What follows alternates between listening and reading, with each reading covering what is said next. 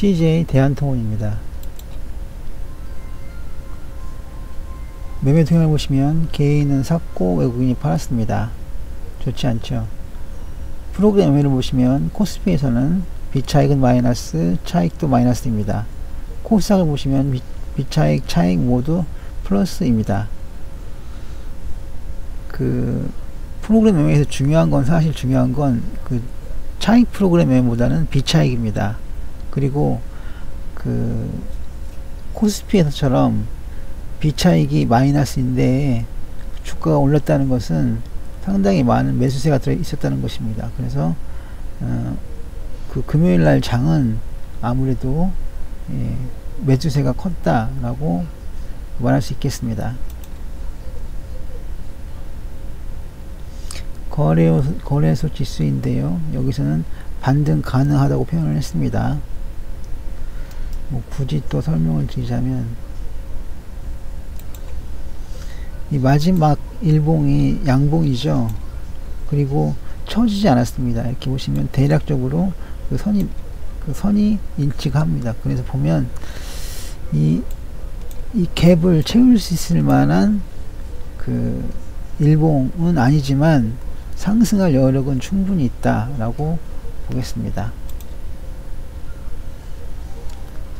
선물 옵션 시장인데요. 중간값이 277.5고 여기에 따라서 12월 선물 가격이 정해졌고 옵션 가격도 정해졌습니다. 옵션에서는 보면 콜이 플러스이고 풋이 마이너스입니다. 이야기는 주가가 올랐다는 얘기죠.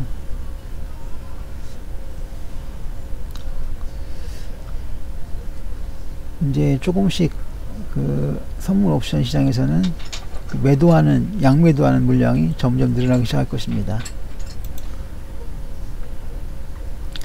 재무제표인데요.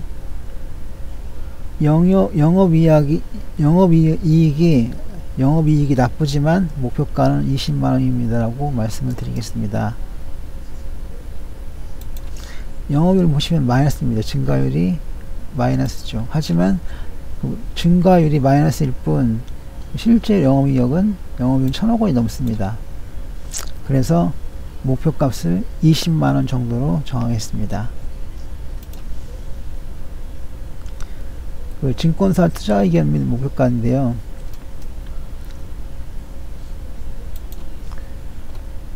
홀드가 2건, 다수는 매수, 목표가는 15만원에서 23만원 사이 라고 전했습니다. 복합 차트들을 보시면 연봉은 추세가 없으며 월봉도 추세가 없고 주봉도 추세가 없는 반면에 일봉은 추세 상승입니다. 즉 복합 차트는 연, 월, 주봉은 추세가 없고 일봉에서만 추세 상승이 나왔습니다. 기본 차트인데요. 연봉에서는 하락세가 더 강합니다. 이렇게 하락하는 추세가 더 강하다는 얘기죠. 반면에 상승하는 추세는 이렇게 올라서고 있습니다. 하지만 가까운 추세는 하락이기 때문에 하락이라고 할 수 있겠습니다. 뭐 여기서 이렇게 쭉 상승 각도를 따지자면 두 추세선이 별 차이가 없을 것으로 보입니다. 하지만 제가 보기에 더 강력한 추세는 하락 추세입니다.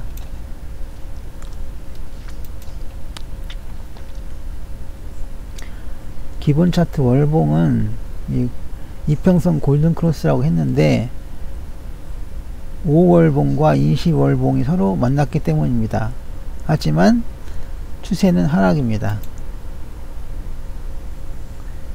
주봉도 하락 추세고요. 일봉은 추세가 없습니다. 이유는 그 진동을 했죠. 상하선 일정한 상하폭 사이에서 그거는 139,500원에서 177,500원 사이를 진동하는 채널을 가지고 움직였습니다. 그래서 결론은 뭐냐? 기본 차트로 보아서는 일봉상 특별한 추세는 없다가 되겠습니다. 주로 택배에 관련된, 그리고 운수, 하역 이런 것들과 그 다음에 건설, 정비 이런 것들의 매출이 있었습니다. 금물 차트를 보시면 급반등입니다 라고 말씀을 드렸는데, 이거 뭐 굳이 설명을 드리자면 여기서 급반등이 나왔죠. 앞으로 더 상승할 가능성이 많습니다. 그 전에는 금을 차트 안에 있어서 별 시그널이 되지 못했지만 어찌되었든 지금은 상승했습니다. 매물대는 최대 매물대들이 지지선이 되었습니다. 이게 바로 최대 매물대죠. 이게 최고 매물대, 2위, 이게 3위 매물대. 대부분 3위 매물대들이 걸렸죠. 대부분 그 지지선 역할을 할 것으로 봅니다.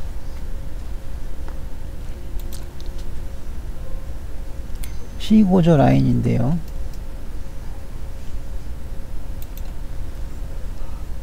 지난 금요일에는 상승이었으나 20일에는 반등이 이어질 것. 뭐냐면 시고저 라인, 저는 10분봉에도 봤습니다. 그동안 1일봉을 보다가 10분봉이 더 보는 게 맞을 것 같아서 10분봉을 봤는데, 이거는 저점입니다. 시고저의 저. 이건 시. 그리고 이 선은 쭉 올라간 이 선은 고선입니다. 고점선이 쭉 올라간다는 것은 상승한다는 얘기죠. 상승한다는 얘기입니다.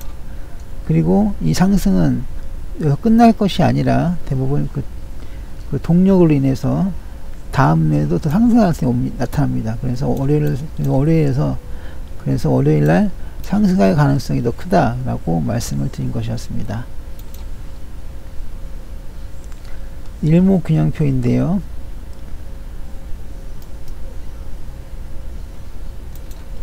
후행 스팬이 아직 구름대를 뚫지 못하고 있고,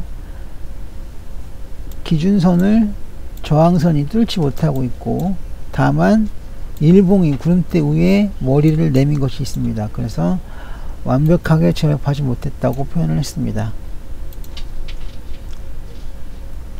볼린저 밴드는 그 상승세의 처음이라고 했는데, 무슨 얘기냐면 여기까지는 하락이었고 반등을 했습니다. 그렇지만 이것은 주로 중심선 아래에 있었던 움직임 반면 19일날 금요일날에 있었던 반등은 훨씬 더 크게 움직여서 그 채널 상한선에 부딪혔습니다.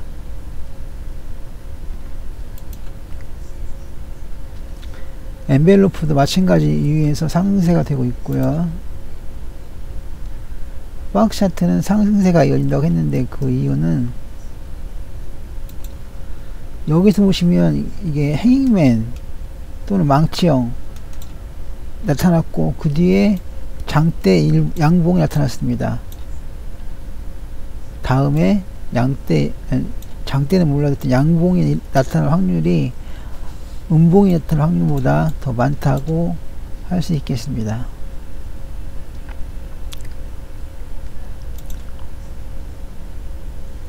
DMAN MFI인데요.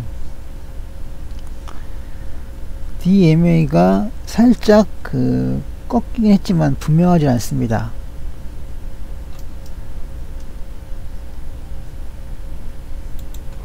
여기서 이게 DMA가 살짝 위로 꺾인 게 불명확합니다. 하지만 MFI는 상승이죠. 그래서 상승세가 분명하지 않기 때문에 DMA가 약한이라는 표현을 붙였습니다. 약한 상승세가 있습니다. TMA는 하락이죠. 이건 볼 것 없이 하락이고, 하이켄 NC는 상승입니다. 이거는 잠깐만 설명을 드리면, 여기서 빨간색, 주황색 일봉들이 나타났죠. 금요일 날에는 역시 붉은색, 주황색 일봉이 나타났습니다. 이것은 전부 상승 패턴입니다. 하이켄 NC의 상승 패턴입니다. 피봇을 보시면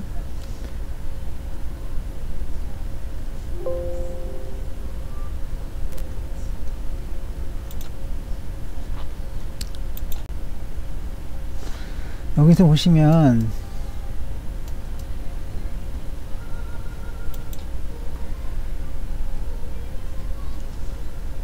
분봉이 10분봉이 쭉 올라갔습니다.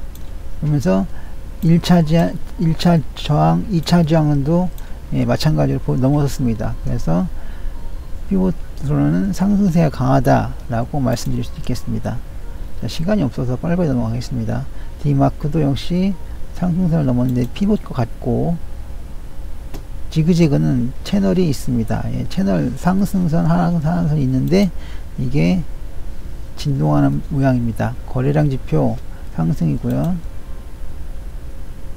모멘텀 지표 상승이고요. 다 보조 지표들입니다. 추세 지표 상승 추세에서 이어지고 있고요. 변동성 지표 강력한 상승 추세입니다. 예. 세 지표가 일치하고 있죠. 랭코도 하락, 랭코부터는 이제 이건 특수 지표들입니다. 하락 추세가 있고요. 3전 MACD는 상승이 일치했습니다. 예. 그래서 이건 강한 상승 추세입니다. 상승 추세, 하락 추세 계속 번갈아 나오고 있는데요. 그건 일정하지 않기 때문에 횡보할 가능성이 많습니다. 상승 전환입니다. 역시 역선 상승, BNF는 하락, 계속 하락이겠죠. 스윙 하락, 카기 하락, 랭코까지 하락. 분산도는 3대2 정도로 마이너스인 계좌가 많습니다. 정리 1, 종지 하락, 복합 차트, 기본 차트, 특이사항 없음, 차트들은 상승세가 많음, 디마크 앤 피봇은 저항선 추세를 넘었음, 주요 보조 지표들은 상승 추세임, 특수 차트들은 하락 추세임. 이건 조금 전에 말씀드린 대로 횡보입니다. 횡보. 이렇게 차트들이 어긋나는 경우에는 횡보라고 할 수 있습니다. 크게 오르가 내리지 않는다는 얘기죠. 정리를 해보면 올해 3분기 영업이익은 시장 기대치를 하회할 가능성이 많습니다. 치킨 게임은 끝났고 판가 인상에 주목할 필요가 있으며, 내년도 1, 4분기에는 실적 개선이 분명해지겠습니다. 라고 말씀드릴 수 있습니다.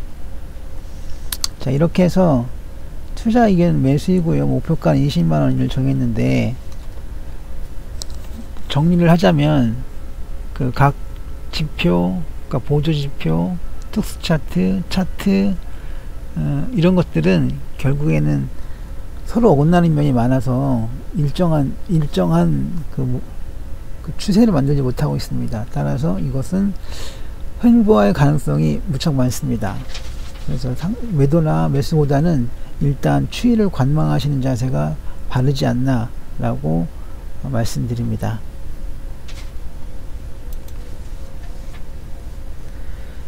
으쌰, 양질의 콘텐츠 제작을 위해 여러분들의 구독이 필요합니다. 또는 여러분들 생각하시기에 의미가 있거나 배우는 점이 있으시면 응원해 주시기 바랍니다. 구독, 지금까지 성공하다 였습니다.